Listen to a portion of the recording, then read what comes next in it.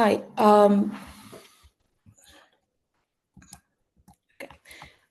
Dear all, I'm glad you all make it today.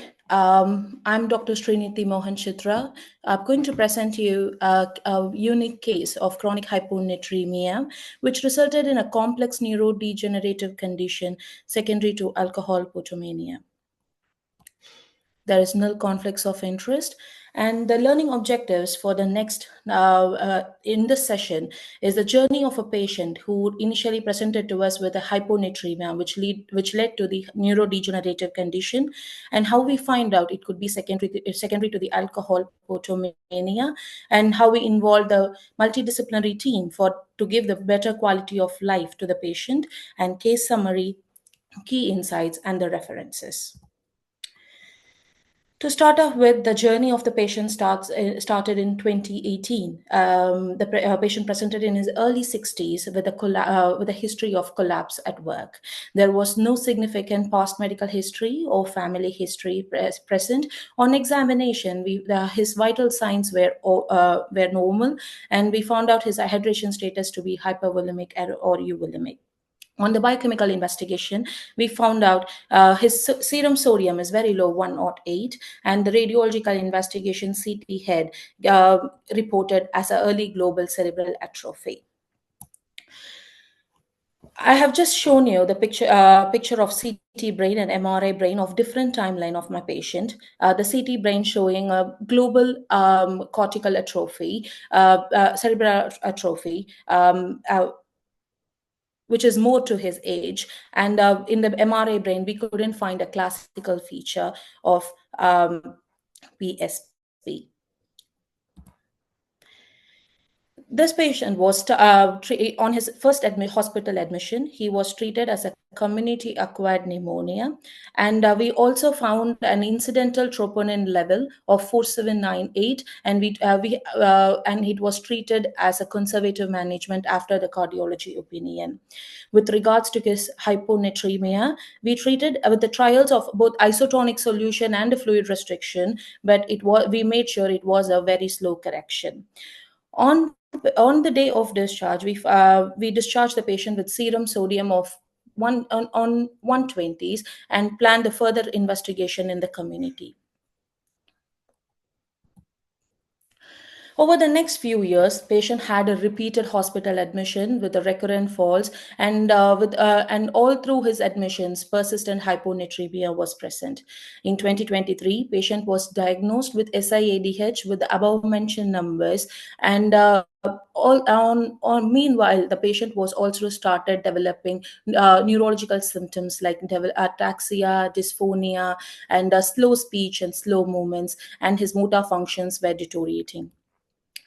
So he was seen by the Parkinson's team, and they diagnosed Parkinson's disease with atypical features and started him on dopaminergic drugs. Even though the patient was started on dopaminergic drugs, patient's neurological symptoms started to keep on worsening. So and with the repeated hospital admission, GP escalated again for the neurology input. The neurology team reviewed the patient and diagnosed progressive supranuclear palsy. And they also advised for a symptomatic management plan. And over the last few months, patient's mobility has been deteriorated from walking with a stick to not able to transfer from chair to bed without support. And there was also a significant deterioration in the cognitive impairment. All these happened just over a few months. And we ruled out all other causes like rapid correction of acute hyponatremia, thyroid dysfunction, hyperglycemia, and pseudohyponatremia. And how we found out if it could be the alcohol potomania. There has been a subtle cues all through the patient's presentation. When we discussed with the family, they said the patient usually works for fish and chips restaurant, and he has a habit of drinking alcohol and predominantly beer, with a very low poor food intake. And patient even after patient has promised the family that he would stop alcohol, he again came up with a lot of wounds in his body after the work. Everybody thought it could be secondary to his excessive alcohol habit that he is falling down, but it was actually the patient's imbalance issue that has eventually resulted in the fall and wounds in his body. So his initial presentation, the first presentation to the hospital with the collapse, is not his first fall. He might have been having few falls even before that. And with all, in addition to this, on his first initial presentation, he was hypervolemic, and his urine sodium was less than 20, and the history of excess alcohol intake was there. And there comes the multidisciplinary team input. We asked for occupational therapy, physiotherapy review for the safe housing and to improve the patient's quality of life. And later, over the last few months, as I told you, the patient's mobility has been very reduced. The GP re-referred for the community therapy team, and they suggested the nursing home. So the case summary would be, this gentleman presented to us with a severe hyponatremia and a collapse at work with no significant histories, and eventually he ended up in having a frequent falls and with the hospital admission and persistent hyponatremia. And in the later years, he has been diagnosed with SIADH, which eventually over the last few months he has got a very quickly worsening neurological degenerative symptoms. Being a hyponatremia, a common electrolyte imbalance within the elderly care patients in the hospital admission, the detailed investigation and the knowledge among ourselves would really benefit the patient to have an effective multidisciplinary input early stage of his management plan.